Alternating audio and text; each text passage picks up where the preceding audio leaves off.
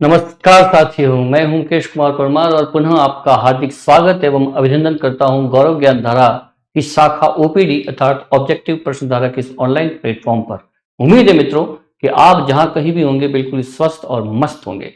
तो मित्रों, हम लगातार जो है उपसर्ग और प्रत्यय को लेकर बात कर रहे हैं।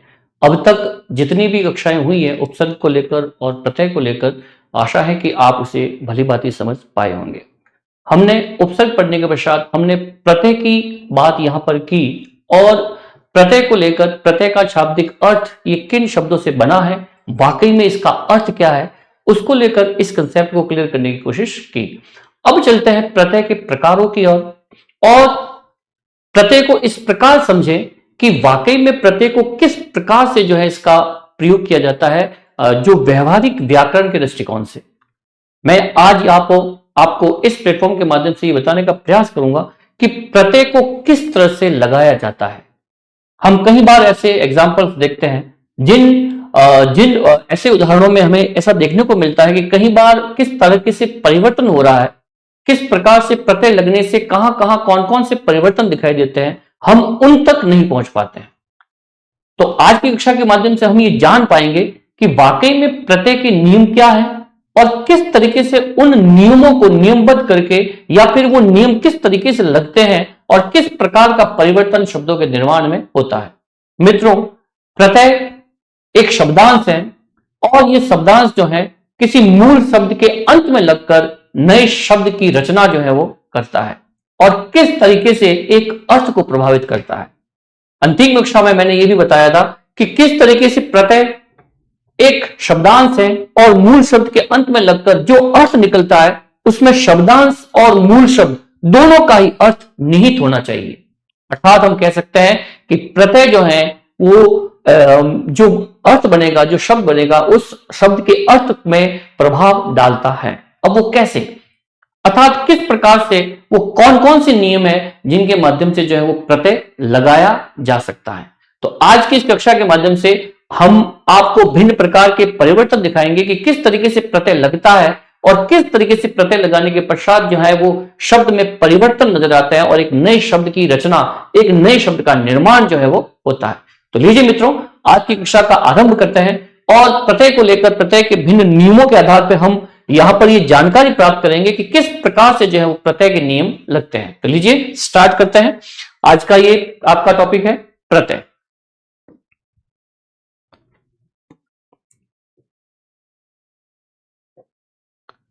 सर्वप्रथम मैं आपको यह बताना चाहूंगा कि प्रत्यय,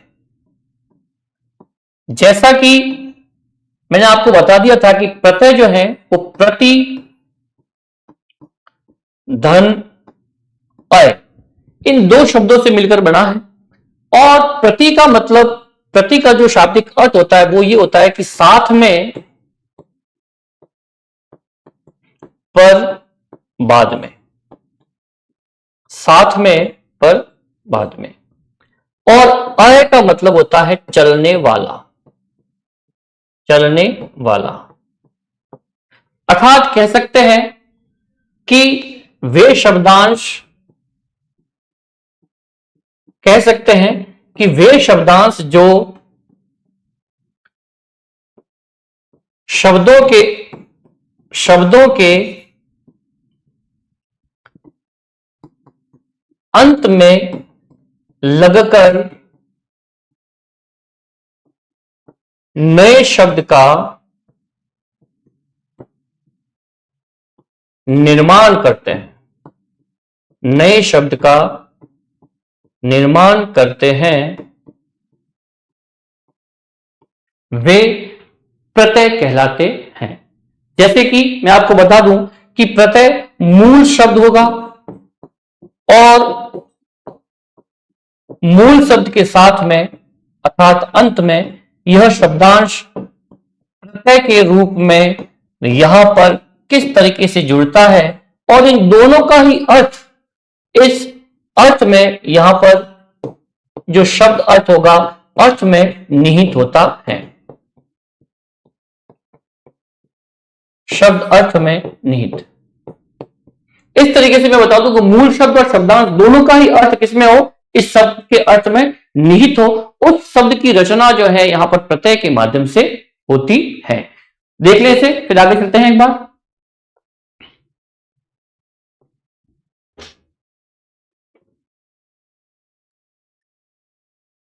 देखिए मित्रों, यहां पर ये कंसेप्ट आपका क्लियर है। अब हम चलते हैं आगे कि प्रत्यय कैसे लगाएं। प्रत्यय कैसे लगाएं, सर्वप्रथम ही यहां पर एक निकल के आता है कंसेप्ट कि प्रत्यय कैसे लगाएं।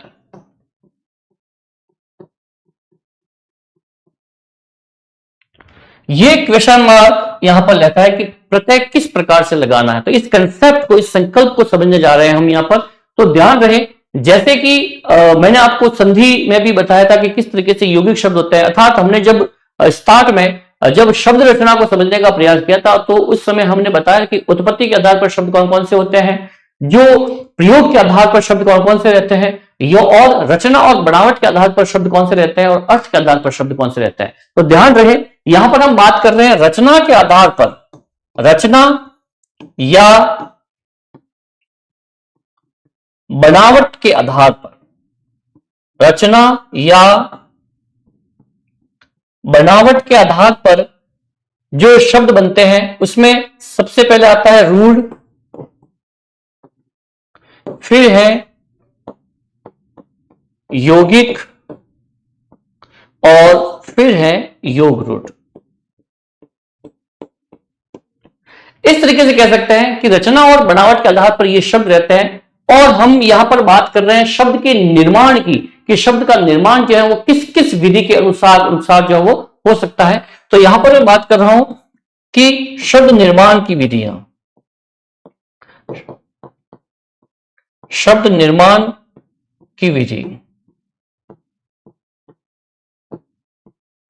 शब्द निर्माण की विधि में हम बात करें तो सर्वप्रथम इसकी जो विधियां हैं उसको लेकर बात करें कि शब्द की निर्माण की विधि, अर्थात यौगिक शब्द, शब्द किस प्रकार के शब्दों के योग से जो वो नए शब्दों का निर्माण होता है। तो यहां पर हम बात करते हैं शब्द निर्माण की विधि जो यौगिक शब्दों के माध्यम से होती है। अब इसके जो नियम है उन नियमों को लेकर बात करते हैं हम, कि फर्स्ट नियम है यहां पर संधि को लेकर। तो संधि में मित्रों क्या होता है, वर्णों का मेल होता है। किसका होता है, वर्णों का मेल। संधि में वर्णों का मेल होगा और वर्णों के मेल से एक नए शब्द की रचना जो है यहां पर होती है। सेकेंड है समास। समास में शब्दों का मेल होगा और शब्दों के मेल से नए शब्द की रचना जो है वो होती है। फिर है तीसरा उपसर्ग।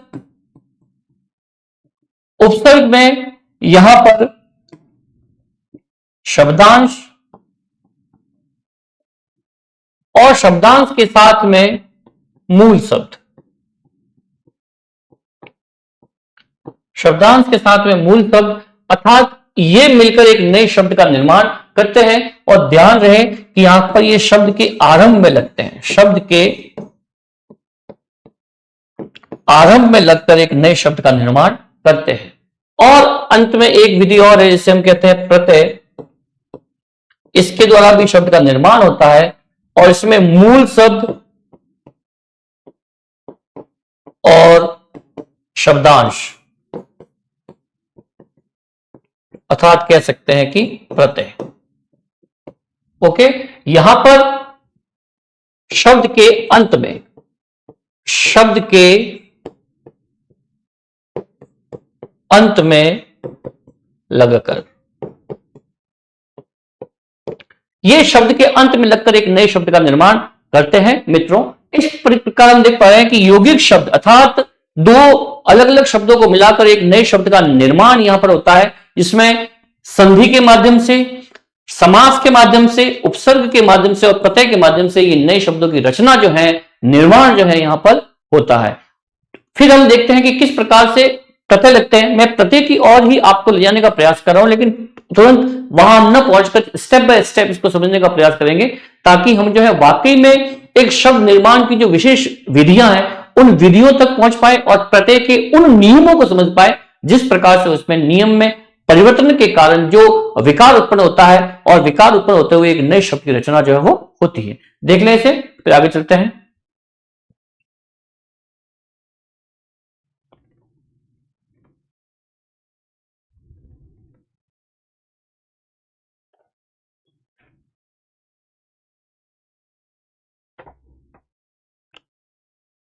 नेक्स्ट हम बात करते हैं यहां पर, आप इसे देख चुके होंगे, आगे चलते हैं।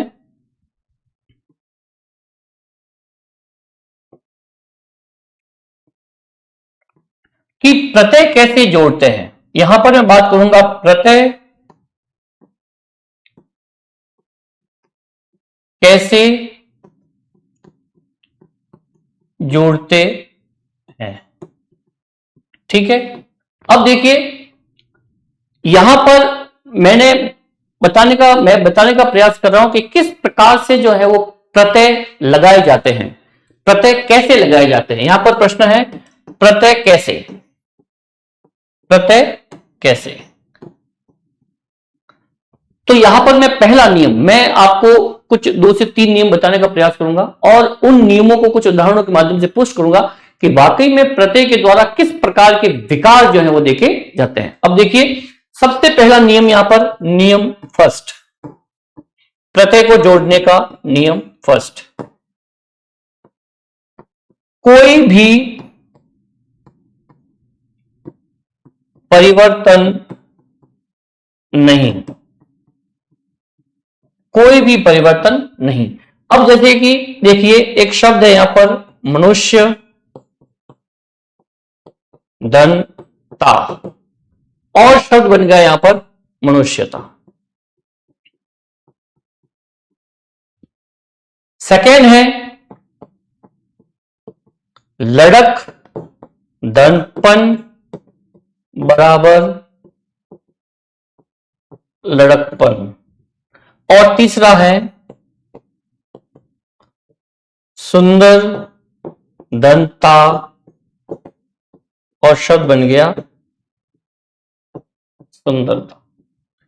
इस प्रकार से हम देखते हैं कि यहां पर जो प्रत्यय, यहां पर ये ता प्रत्यय है, पन प्रत्यय है और ता पन प्रत्यय है जो शब्द के अंत में लग रहे हैं और शब्द के अंत में लगकर एक नए शब्द का निर्माण कर रहे हैं, लेकिन यहां पर किसी भी प्रकार का कोई भी परिवर्तन जो है वो नहीं हो रहा है।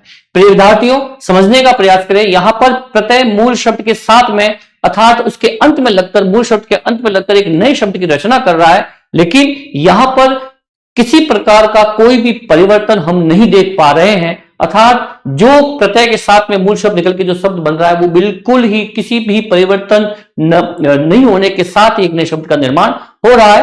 अर्थात ये नियम पहला है कि किसी भी प्रकार का कोई भी परिवर्तन यहां पर नहीं होता है, तब यह नियम लगता है कि यहां पर सिर्फ प्रत्यय जुड़े और शब्द के साथ जुड़कर एक नए शब्द का निर्माण कर दे। यह है इसका पहला नियम, देख लें इसे।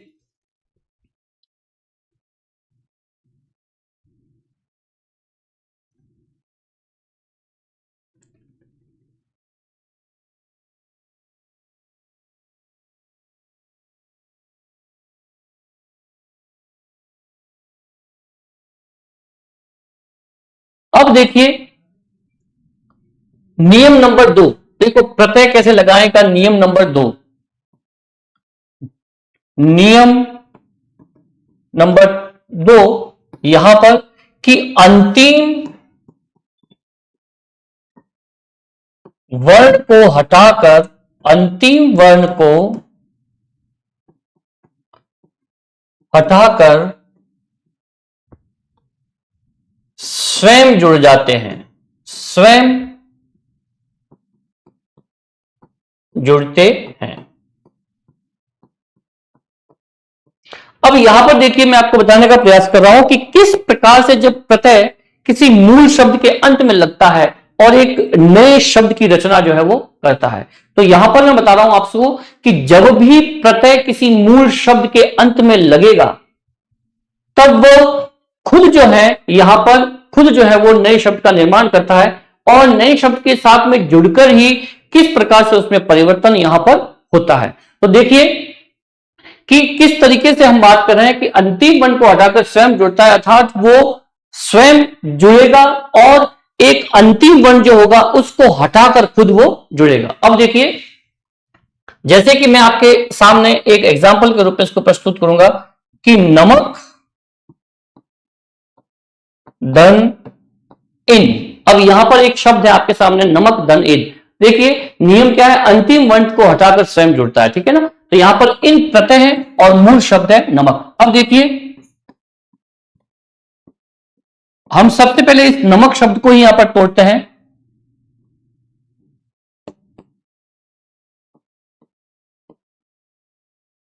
अब ये हमने नमक शब्द को यहां पर इसका विच्छेद किया और ये है प्रत्यय आपका एज इट इज, ज्यों का त्यों। अब देखिए नियम क्या कह रहा है, अंतिम वर्ण को हटाकर स्वयं जुड़ता है, अंतिम वर्ण को हटाकर स्वयं जुड़ता है। तो यहां का अंतिम वर्ण कौन सा है, अ, इसको ये हटा देगा और ये ई जो है यहां पर खुद जुड़ जाएगा, किसके साथ, क के साथ। और जैसे ही ये क के साथ जुड़ता है तो शब्द निकल कर आएगा नम, नम तो है ही, क के साथ में इन जुड़ गया और ये शब्द बन गया नमकीन। इस तरीके से हम देख रहे हैं कि यहां पर ये अंतिम वर्ण को हटाकर स्वयं कैसे जुड़ता है। ये यहां पर जो है नियम नंबर 2 बता रहा है आपको कि अंतिम वर्ण को हटाकर किस तरीके से प्रत्यय जो है स्वयं जुड़ता है और एक नए शब्द का निर्माण करता है। एक और उदाहरण के माध्यम से इसको हम पुष्ट करने का प्रयास करेंगे। जैसे कि एक शब्द है यहां पर धन आकू। अब ये शब्द है यहां पर धन आकू। तो अब देखिए पर इसको प को तो एडिटिव रखते हैं और ध और अ, इसको तोड़ दिया अपन ने, ठीक है। अब यहां पर है आकू। अब इसमें अ अंतिम वर्ण हट गया ये और इसके साथ में आ गया ये और शब्द बन गया यहां पर पढ़ाकू। इस तरीके से इसने अंतिम वर्ण को हटाया और खुद शब्द के साथ में जुड़कर एक नए शब्द का निर्माण कर दिया। अब जैसे कि शब्द है तैराक, यहां पर है शब्द तैर धन आक। अब इस र को तोड़ेंगे तो र और अ प्लस आक, यहां पे ये अ टूट गया और इसके साथ में आ गया और शब्द बन गया तैराक। इस तरीके से हम देखते हैं कि किस प्रकार से ये अंतिम वर्ण को हटाकर यहां पर जो है एक नए शब्द का निर्माण जो है वो कर रहा है। जिसमें आप देख सकते हैं, मैंने ये एग्जाम्पल है, इस एग्जाम्पल के माध्यम से इस नियम को यहां पर पुष्ट करने का प्रयास किया। नमकीन, पढ़ाकू और तैराक। देख लें इसे, फिर आगे चलते हैं।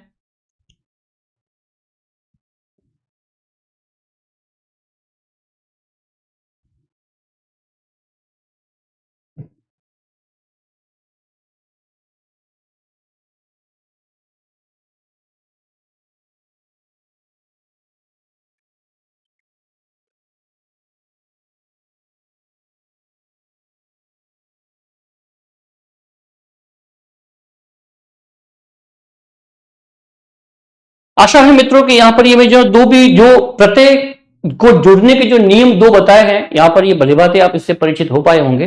अब चलते हैं हम नियम 3 की ओर। तो देखिए नियम नंबर 3, नियम 3 की बात करते हैं। नियम नंबर 3, नियम नंबर 3 में देखिए कि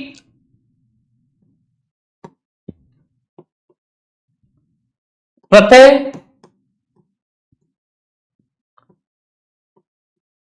अंतिम वर्ण के साथ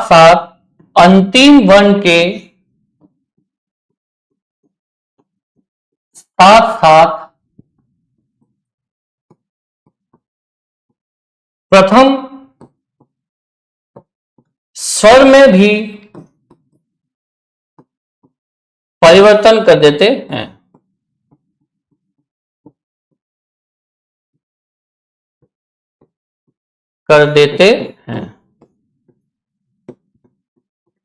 ठीक है। अब देखो वहां पर क्या नियम था, सबसे पहले ये नियम था कि किसी प्रकार का कोई परिवर्तन नहीं, जब भी प्रत्यय जुड़ेगा किसी भी शब्द के साथ में तो एज इट इज, ज्यों का त्यों वो शब्द जो है वो बन जाएगा। नेक्स्ट हमने समझा कि अंतिम वर्ण को हटाकर वो स्वयं जुड़ता है और यहां पर ये नियम है कि अंतिम वर्ण के साथ साथ, अंतिम वर्ण में जब वो जुड़ेगा खुद तब परिवर्तन होगा, और जुड़ने के साथ में प्रथम स्वर में भी जो भी शब्द का प्रथम स्वर आएगा, यहां पर ध्यान दें कि प्रथम स्वर की बात कर रहा हूं मैं, जो भी शब्द में प्रथम स्वर होगा उसमें भी वो परिवर्तन कर देता है और एक नए शब्द की रचना जो है यहां पर करता है। अब देखिए, प्रत्यय अंतिम वर्ण के साथ साथ प्रथम स्वर में भी परिवर्तन कर देता है, तो कैसे? तो देखो, मैं यहां पर बात करना चाहूंगा परिवर्तन की। तो देखिए, परिवर्तन जो है यहां पर परिवर्तन दो प्रकार से होते हैं, और परिवर्तन दो प्रकार में किस प्रकार से, एक तो है लघु परिवर्तन और एक है दीर्घ परिवर्तन। लघु परिवर्तन किस प्रकार से होगा और दीर्घ परिवर्तन किस प्रकार से होगा। यहां पर परिवर्तन होते हैं दो प्रकार के, इस नियम के अनुसार हम बात कर रहे हैं, ठीक है ना। तो देखिए, मैं आपको लघु परिवर्तन के दो एग्जांपल हैं, उसमें दो प्रत्ययों को लेकर बात करूंगा कि एक तो है आर और एक है आवा, ठीक है ना, आर और आवा। यहां पर आर और आवा दो प्रत्यय हैं, उन दो प्रत्ययों के माध्यम से कुछ एग्जांपल के द्वारा इस नियम को पुष्ट करने का प्रयास करूंगा। तो देखिए, एक शब्द है यहां पर सोना धन आर। शब्द को देखने का प्रयास करें, शब्द है यहां पर सोना धन आर। अब इस सोना धन आर में देखेंगे कि आपकी स, और इसको तोड़ते हैं सबसे पहले ओ, न और अ और धन आर।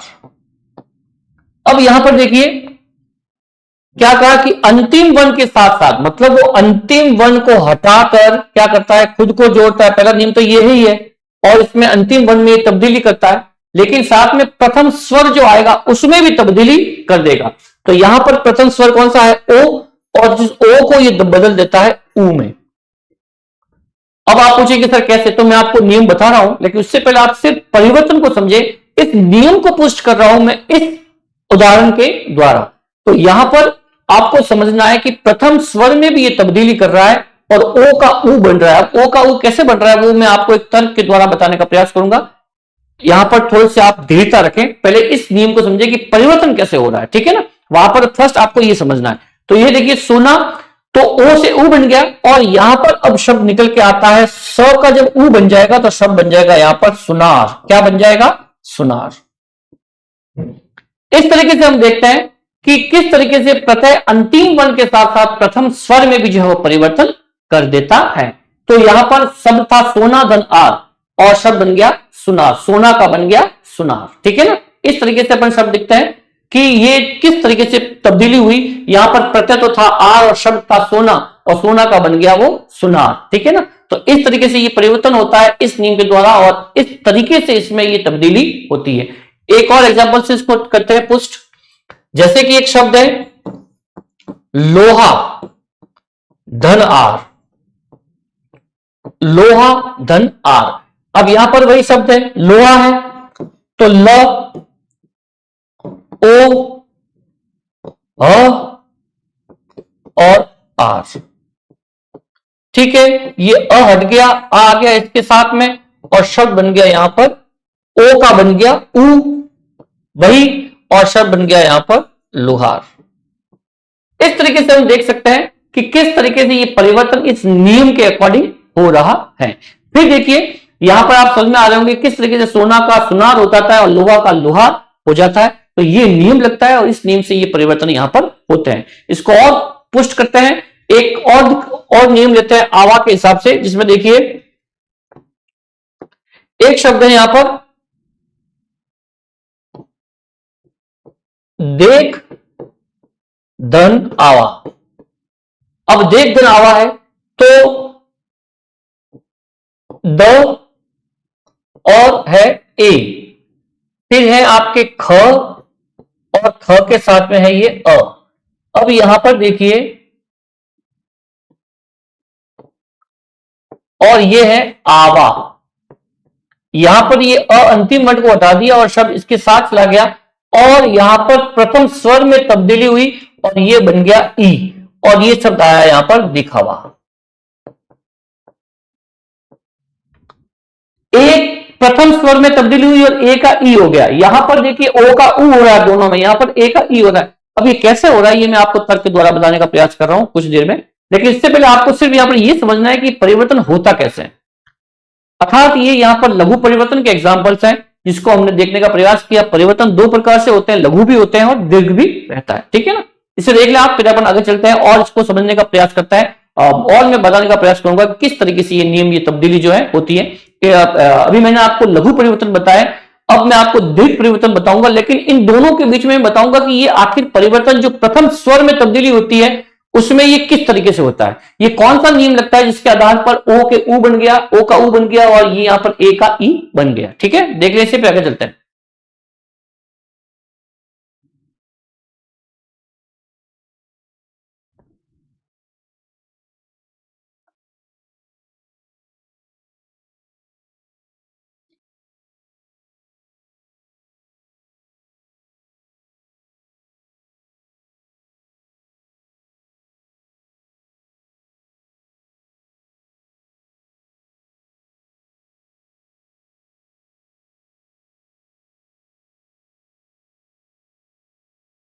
आशा है मित्रों कि यहां पर आप भली भांति इस कंसेप्ट को समझ पाए होंगे, इस संकल्पना को समझ रहे होंगे किस तरीके से ये नियम नंबर 3 लगा। पहला नियम पढ़ा, इसमें किसी प्रकार का कोई परिवर्तन नहीं होगा जब एक मूल शब्द के साथ में प्रत्यय लगता है। द्वितीय नियम हमने ये पढ़ा कि जब वो प्रत्यय जुड़ेगा तो अंतिम स्वर में जो है किसी प्रकार की तब्दीली कर देता है और किस प्रकार से वो स्वयं जुड़ता है। और तीसरे में यह है कि यहां पर अंतिम वर्ण के साथ साथ वह प्रथम स्वर में भी जो है वो तब्दीली कर देता है और एक नए शब्द का निर्माण यहां पर करता है। अब हम चलते हैं कि ये जो लघु परिवर्तन और दीर्घ परिवर्तन, जो मैंने लघु परिवर्तन आपको दो बताए हैं, किस प्रकार से ओ का ऊ और ए का ई हुआ है, तो इसमें किस प्रकार से लघु परिवर्तन होता है और दीर्घ परिवर्तन होता है, इसके क्या नियम है देखिए। अब मैं आपको बताने का प्रयास करूंगा यहां पर कि लघु परिवर्तन और दीर्घ परिवर्तन का नियम।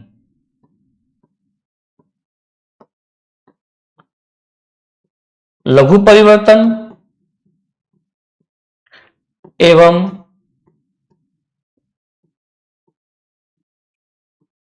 दीर्घ परिवर्तन।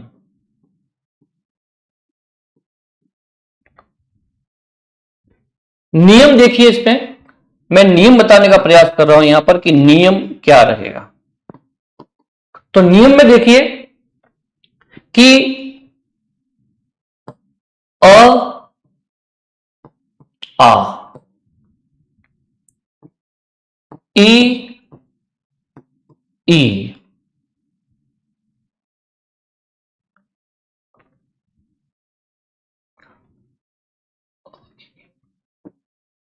ऊ बड़ा ऊ,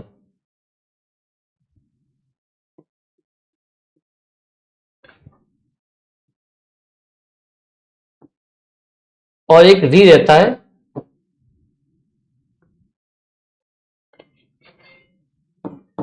ए आई।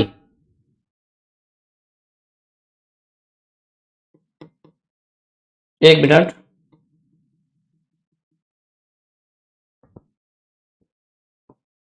अ आ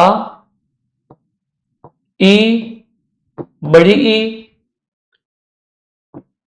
ए आई और ओ आओ और ओ और आओ, इसको लेकर, इन स्वरों को लेकर एक नियम रहता है। उस नियम को यहां पर अपन समझने का प्रयास कर रहे हैं। तो देखिए इसमें किस तरीके से रहेगा कि अ ई ए आई ओ औ और ऊ ऊ। देखिए ठीक है, तो इसको देखो किस तरीके से अ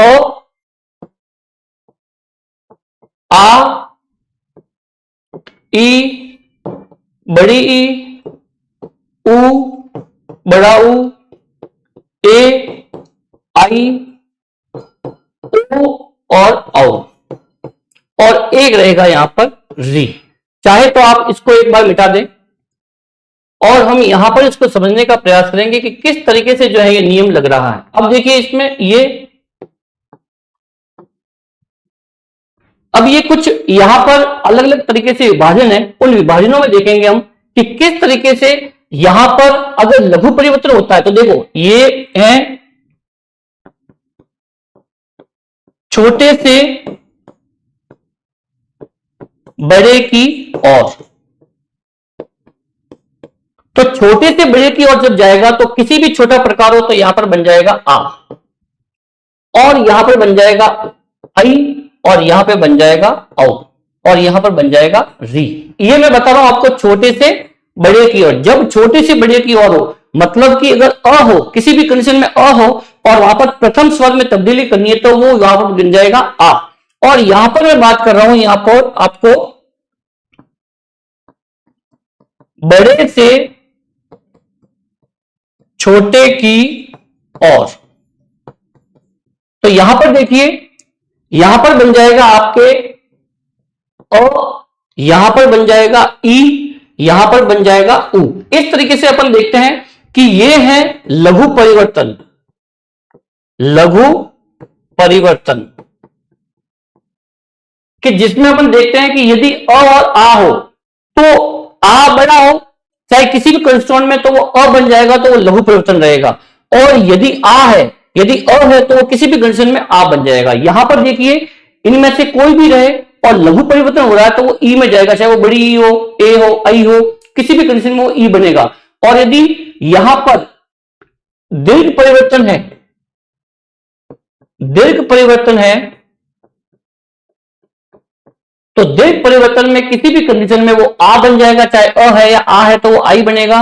और यहां में से ई, बड़ी ई, ए, आई कोई भी है तो आई बन जाएगा, ऊ, बड़ा ऊ, ओ, आओ कुछ भी है तो आओ बन जाएगा, और ई है तो र बन जाएगा। तो इस प्रकार से हम कह सकते हैं यहां पर कि किस तरीके से लघु परिवर्तन में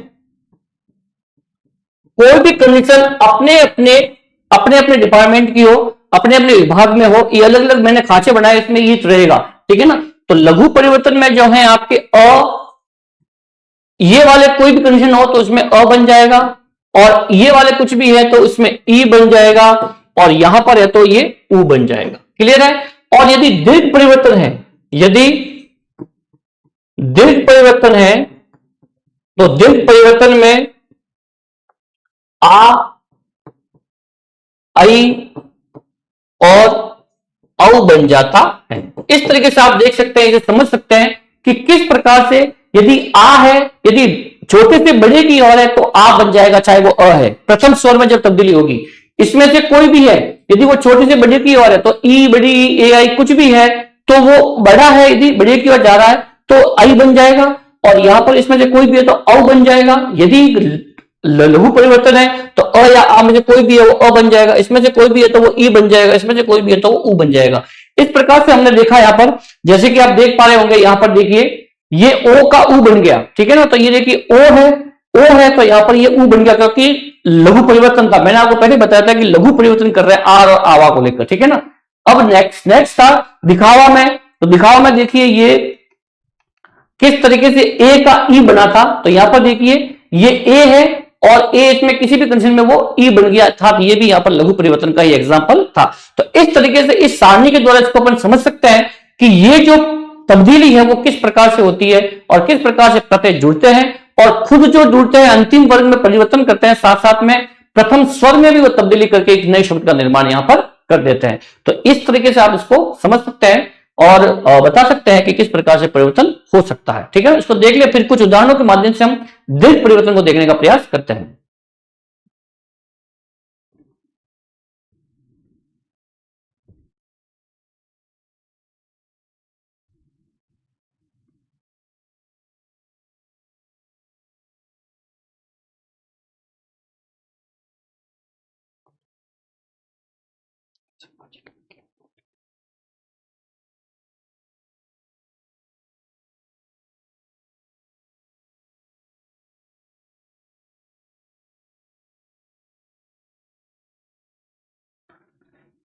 आशा है मित्रों कि यहाँ पर ये लघु परिवर्तन और दिग् परिवर्तन में जिस प्रकार से जो शब्द बन रहे हैं अलग अलग अपने अपने हिसाब से, उसको मैंने एक अलग अलग विभागों में बता दिया यहाँ पर कोई किस प्रकार से ये तब्दीली रहती है।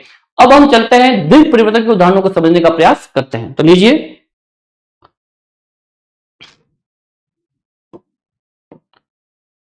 दीर्घ परिवर्तन के कुछ यहां पर उदाहरण। दीर्घ परिवर्तन,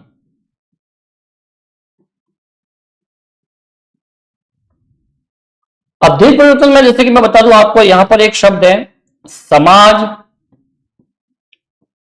धन, एक।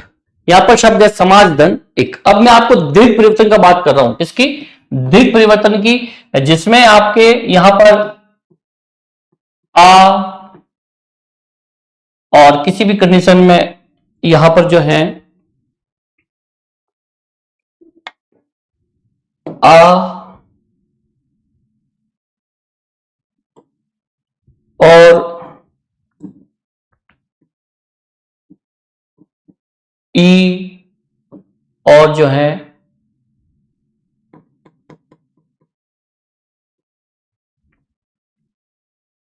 आ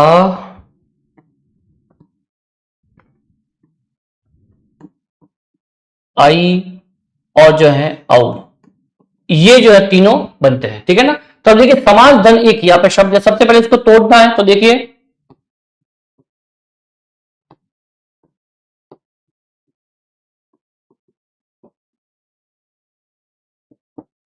अब यहां पर ये शब्द है और इसमें देखिए अंतिम वर्ण को हटाना है और ये जुड़ जाएगा इसके साथ में, और प्रथम स्वर में तब्दीली होती है तो अ का क्या बन जाएगा? आ। जैसा कि मैं आपको बता रहा हूं यहां पर देखिए किस तरीके से यहां पर आ बन रहा है, अ है तो आ बन जाएगा, अ है तो आ बन जाएगा। तो देखिए यहां पर क्या हो रहा है, अ का आ में तब्दीली हो रही है, ठीक है ना, अ की आ में तब्दीली हो रही है। और शब्द बन के आता है आपका यहां पर क्या आएगा शब्द? सामाजिक। क्या आ जाएगा? सामाजिक। कई बार ये समस्या रहती है कि समाज धन एक शब्द बना है और सामाजिक कैसे हो गया, स का सा कैसे हो गया? तो ये ध्यान रखना, दीर्घ परिवर्तन का ये एग्जांपल है। दीर्घ परिवर्तन के कारण जब भी प्रत्यय जुड़ता है तो दीर्घ परिवर्तन करता है और दीर्घ परिवर्तन से इस प्रकार से स का सा बन जाता है, जो मैंने आपको नियम बता रहा हूं। एक शब्द है यहां पर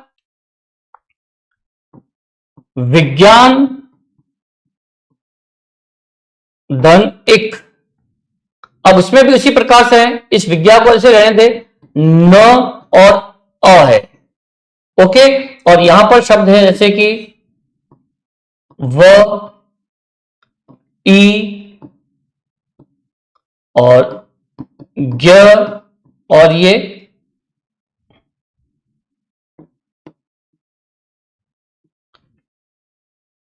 अ, ठीक है, और न अ। अब इसमें क्या हो जाएगा कि यहां पर ये अ बिट जाएगा, ये इसके साथ में आ जाएगा और प्रथम स्वर में तब्दीली में ई का बन जाएगा आई। क्या बन जाएगा? आई। और शब्द बन जाएगा यहां पर वैज्ञानिक। विज्ञान का बन गया शब्द वैज्ञानिक। इस तरीके से ये जो है तब्दीली होती है। अब एक और एग्जाम्पल लेते हैं हम, जैसे कि शब्द है कुंती धन अय। अब कुंती है तो क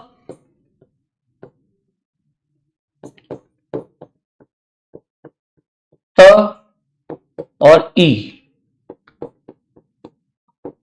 अब ये यहां पे टूट गया, शब्द आ गया इसके साथ में और ऊ का बन गया औ, और शब्द बन गया यहां पर कौनतय। कौनतय मतलब कुंती पुत्र, अर्थात अपन कह सकते हैं कि अर्जुन, युधिष्ठिर या भीम, ये सारे ही क्या बन गए? कौनतय। इस तरीके से हम इसको देख सकते हैं, ठीक है ना। इस एग्जाम्पल में ये जो ऊ का औ बना है, मैंने आपको यहां पर सबसे पहले आ के एग्जाम्पल को बताने का प्रयास किया, फिर आई को, फिर औ को, किस तरीके से ये जो है दीर्घ परिवर्तन हो रहे हैं। फिर नेक्स्ट है एक और उदाहरण, परिवार धन एक। प, फिर है री, फिर है व, फिर है र, धन एक। यहां पर देखिए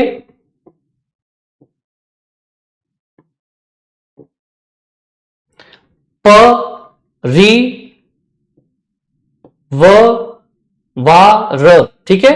अब देखिए ये अंतिम अ में तब्दीली करेगा और ये इसके साथ में जुड़ जाएगा, प्रथम स्वर में तब्दीली होगी और अ का हो जाएगा आ, और शब्द निकल आएगा यहां पर पारिवारिक। इस तरीके से हम यहाँ पर इस शब्द को समझ सकते हैं। इन 4 उदाहरणों के माध्यम से इस दीर्घ परिवर्तन को समझने का हमने प्रयास किया। उम्मीद है मित्रों कि यहाँ पर आप बेहतरीन तरीके से इन नियमों को समझ पाए होंगे कि किस तरीके से लघु परिवर्तन और दीर्घ परिवर्तन को हम समझ सकते हैं इन नियमों के माध्यम से। मैंने यहाँ पर प्रत्यय जोड़ने के 3 नियम बताए, जिसमें सबसे पहला यह नियम था कि किसी प्रकार का कोई परिवर्तन नहीं, जब भी प्रत्यय किसी मूल शब्द के अंत में जुड़ता है तो नए शब्द का निर्माण ज्यों का त्यों करता है। सेकेंड था कि अंतिम वर्ण को हटाकर खुद जुड़ता है, स्वयं को जोड़ देता है और अंतिम वर्ण को का लोप कर देता है। ठीक है ना। तो यहां पर उस नियम को भी हमने उदाहरणों के द्वारा पुष्ट करने का प्रयास किया। और अंतिम था ये जिसमें अंतिम वर्ण के साथ साथ प्रथम स्वर में भी वो तब्दीली कर देता है जब स्वयं जुड़ता है। तो उसके 2 परिवर्तन थे, लघु परिवर्तन और दीर्घ परिवर्तन। लघु में हमने देखा कि यहां पर किस तरीके से जो है लघु परिवर्तन में आप देखते हैं कि अ, ई और उ बनता है, और यहां पर दीर्घ परिवर्तन में किस तरीके से आ, आई और औ बनता है। और जो भी जिस सांचे में जो शब्द आए हुए हैं, 3 सांचे मैंने आपको बताए हैं, उसमें लघु परिवर्तन होगा तो उसका सबसे छोटा वर्ण जो है वो बन जाता है, और यदि दीर्घ परिवर्तन होता है तो उसी सांचे का वो सबसे जो बड़ा शब्द होगा वो बन जाएगा। इस तरीके से हमने देखा, उदाहरणों के माध्यम से उसको पुष्ट करने का प्रयास किया। इस तरीके से हम देख सकते हैं कि प्रत्यय कैसे जुड़ते हैं। आज की मेरी संकल्पना थी, मेरा कंसेप्ट था कि किस तरीके से प्रत्यय को जोड़ा जा सकता है। तो उन नियमों के द्वारा हमने पुष्ट किया और उनको उदाहरणों के माध्यम से, भिन्न भिन्न उदाहरणों के माध्यम से भी इसको पोषण देते हुए हमने समझने का प्रयास किया। उम्मीद है मित्रों कि आप इसको समझ पाए होंगे। देख ले, इससे फिर आगे चलते हैं।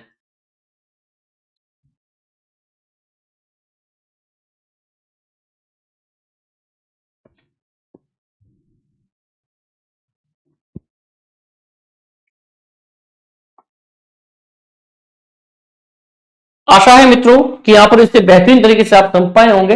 अब हम चलते हैं आगे के कंसेप्ट को समझने का प्रयास करता है, जिसमें प्रत्यय के भेद के साथ साथ प्रत्यय के जो भी भेद है, जो प्रकार है, उन प्रकारों को उन प्रकार और उनके भेदों को भी समझने का प्रयास करेंगे यहां पर निम्न जो भिन्न प्रकार के उदाहरणों के माध्यम से। तो देखिए, आज का अपना प्रत्यय है। जो प्रत्यय 2 प्रकार के होते हैं, उसमें हमने पढ़ने का प्रयास कर रहे हैं यहां पर कृदंत प्रत्यय को। किसको? कृदंत प्रत्यय को। कृदंत, कृत धन अंत, कृदंत। ओके, यहां पर देखिए कृत प्रत्यय किसे कहते हैं, मैंने आपको बता दिया था कि धातु एवं क्रियापदों के अंत में लगकर जो नए शब्द का निर्माण करते हैं, जो धातु अर्थात जो क्रियापद है उनके अंत में लगेंगे वो कृदंत प्रत्यय कहलाते हैं। ठीक है ना। तो देखिए, वे प्रत्यय जो धातुओं अर्थात क्रियापद की मूल रूप के साथ लगकर नए शब्द का निर्माण करते हैं, कृदंत या कृत प्रत्यय कहलाते हैं। सीधी सी बात है यहां पर कि जब कृदंत प्रत्यय होगा तो वो जितने भी आपके धातु या क्रियापद है उन शब्दों के अंत में लगकर नए शब्द की रचना वो करता है। सीधी सी बात यहां पर यह है। हिंदी क्रियाओं में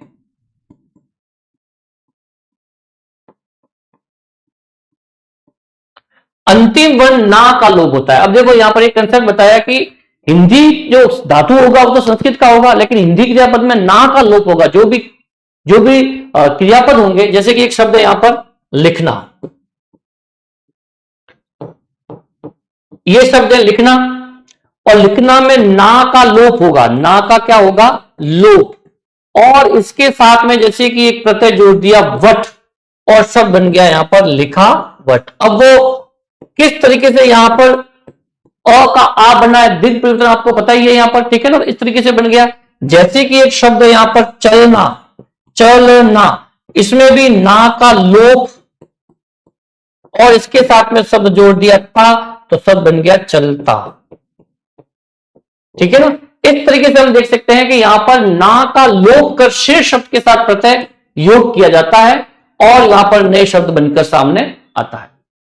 इस तरीके से ये कृदंत प्रत्यय की प्रकृति है कि वो किस तरीके से मूल शब्द के साथ में जुड़ता है और हिंदी क्रियापदों में ना का लोप करके एक प्रत्यय को जुड़ाता है। यहां पर आपने देखा कि किस तरीके से लिख का लिखा हो गया, तो वो आपको नियम पता ही है और बेहतरीन तरीके से आप इस उदाहरण को समझ पाए होंगे। देख लेते हैं, फिर आगे चलते हैं।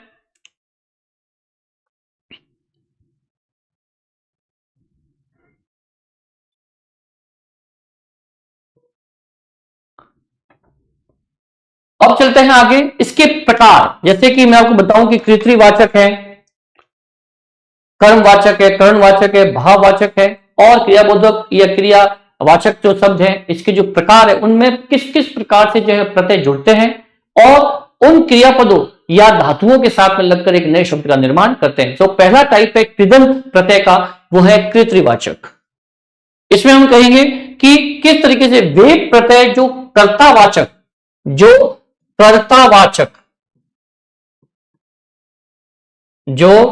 कर्तावाचक शब्द बनते हैं, जैसे अक है तो लेखक, नायक, गायक, पाठक, ये अक प्रत्यय लगा है, ठीक है ना।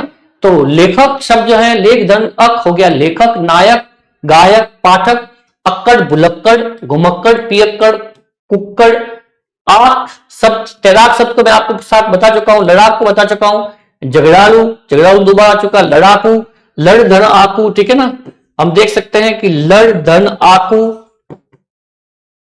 तो यहां पर किस तरीके से ड और अ शब्द निकल रहा है, अ का लोप हो रहा है, इसके साथ में जा रहा है और शब्द बन रहा है यहां पर लड़ाकू, ठीक है ना। इस तरीके से शब्द साथ निकल के साथ सामने आ रहा है। फिर है आड़ी, खिलाड़ी, खेल धन आड़ी खिलाड़ी, ए का ई का जो है ए बन जाता है और शब्द बन जाता है खिलाड़ी, ठीक है ना। इस तरीके से अपन देखते हैं खेल, ए का बन गया ई, ठीक है ना। तो इस तरीके से यहां पर लघु परिवर्तन का उदाहरण है ये। खिलाड़ी शब्द क्या है, खेल धन आड़ी, ये ख और ये ए, ये ल और ये अ, और यहां पर है आड़ी, अर्थात इस अ को हट गया, इसके साथ में आ गया ए का बन गया ई और शब्द निकल कर आया खिलाड़ी। इस तरीके से देख सकते हैं अपन कि ये नियम लगते हैं और यहां पर कृतवाचक के जो शब्द बने हैं, इस तरीके से इसको आप समझ सकते हैं। देख लें, फिर आगे चलते हैं। ये कृतवाचक जो कृदंत प्रत्यय है उसका फर्स्ट टाइप है और उसके उदाहरण है, ठीक है ना।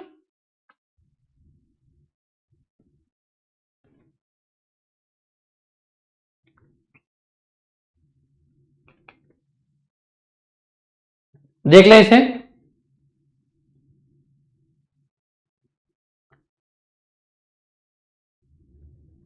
आशा है मित्रों इसको समझ पाए होंगे आप बेहतरीन तरीके से। अब हम चलते हैं आगे। ईयल, अब देखो है नेक्स्ट ईयल प्रत्यय, अड़ियल, मरियल, एरा, लूट धन एरा, लूटेरा, बसेरा, गवैया, गांव धन अय्या, गवैया, ठीक है ना। यहां पर शब्द बन जाएगा गा धन अय्या, गवैया। फिर है ओड़ा धन भगोड़ा, बादन ओड़ा भगोड़ा, दाता, पढ़ने वाला, राखनहारा। इस तरीके से ये शब्द जो है वो बनकर सामने आ रहे हैं कृतवाचक शब्द के साथ में, ठीक है ना। ये सारी कृदंत, ये सारी धातु क्रियापद है, उनके साथ में लगकर एक कृतवाचक जो है कृतवाचक शब्द यहां पर बनने जा रहे हैं। नेक्स्ट है, देख लें इसे। अब एक कर्मवाचक, तो कर्मवाचक में देखिए, कर्मवाचक भी प्रत्यक्ष जो कर्म के अर्थ को प्रकट करते हैं, ठीक है ना। ओना खिलौना, नी सूंग धन नी सूंगनी, ठीक है ना। ओना खेल धन खिलौना। फिर है कर्मवाचक, ये कर्मवाचक के हैं यहां पर ऑब्जेक्ट के रूप में। कर्मवाचक में देखिए वे प्रत्यय जो क्रिया के कारण को बताते हैं, तो झूला, झूलना, आ जो है झूल धन आ झूला, ठीक है ना। इसमें ना का लोप हो गया, क्या हो गया, ना का लोप हो गया यहां पर, ये क्रियापद है हिंदी के। फिर झाड़ू, ना का लोप, झाड़ू से झाड़ना से हो गया, ये उ लग गया और ना का लोप बन के शब्द बन गया यहां पर झाड़ू। ये बेलना और बेलन से बन गया न लगकर, ना का लोप हो गया और न प्रत्यय लग गया और शब्द बन गया बेलन। इसी प्रकार से ये कतरना का कतरनी बन गया नी प्रत्यय लगकर। इसको अब इस उदाहरणों के माध्यम से यहां पर बेहतरीन तरीके से समझ सकते हैं। देख लें इसे। फिर चलते हैं आगे। भाववाचक, वे प्रत्यय जो क्रिया से भाववाचक संज्ञा का निर्माण करते हैं। अब देखिए प्रत्यय लग रहा है और लूट, तोल, लेख, मांग, उबाल, अत से खपत, पड़क, चाहत, चलत, बचत, कसक, फाटक, बैठक, मारक, याचक, ग्रंथ, रटंत, लिप्टंत, लड़ाई, कटाई, सिलाई, मिलाप, पिलाप, घबराहट, समझौता, बढ़ती, उठती, चलती। इस तरीके से जो है ये शब्द यहां पर निकल के आ रहे हैं। जो भाववाचक कृदंत प्रत्यय का जो चौथा प्रकार है भाववाचक, इससे ये बने हुए शब्द है, जो ये प्रत्यय है जो मूल शब्द के साथ लगकर एक नए शब्द का निर्माण करते हैं। देख ले इसे।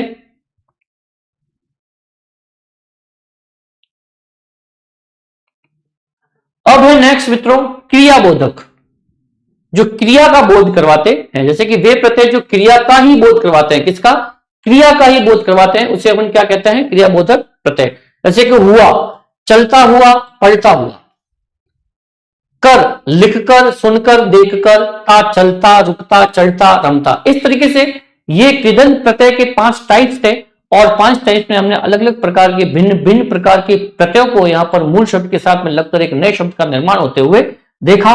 तो इस प्रकार आप भी जो है ध्यान रहे कि भाववाचक शब्दों में जो आपको मैंने प्रत्यय बताया वो वाकई में बहुत ही महत्वपूर्ण है। एग्जामिनेशन दृष्टिकोण से इन प्रत्ययों की परीक्षाओं के लिए जितने भी मैंने आपको यहाँ पर एग्जाम्पल बताए वो वाकई में आपके लिए महत्वपूर्ण है। आप भी इस तरह के उदाहरण देखें, समझें और ढूंढ कर प्रयास करें उनको सॉल्यूशन करने का, किस प्रकार से दीर्घ परिवर्तन, लघु परिवर्तन या कौन सा प्रत्यय है इसमें। अगर वो कृदंत प्रत्यय है तो कहीं ना कहीं धातु या क्रियापद होगा और कौन सा टाइप है, उन 5 टाइपों में इसको देखने का प्रयास करें। देखो मित्रों, अगर प्रश्न बहुत डीप जाता है तो कृदंत जो प्रत्यय इसके प्रकार है इसमें से भी आपका टाइप्स पूछ सकते हैं। तो आपको ये ध्यान होना चाहिए, आप शब्दों को समझने का प्रयास करें कि कौन सा शब्द करण है, क्रम है। इस तरीके से भी आपको उत्तर तक पहुंचने में जो है वो जो सुलभता रहेगी। आशा है मित्रों कि आज की कक्षा आपके लिए महत्वपूर्ण रही होगी। इसको समझें, प्रयास करें। मैंने मेरे एफर्ट से, प्रयास से आपको बताने का प्रयास किया कि किस प्रकार से जो है यहां पर ये प्रत्यय जोड़कर एक परिवर्तन कर देते हैं और किस प्रकार के कृदंत प्रत्यय के 5 टाइप्स है। Thank you. मिलते हैं अगली कक्षा में। आज के लिए इतना ही। जब तक के लिए नमस्ते, नमस्कार।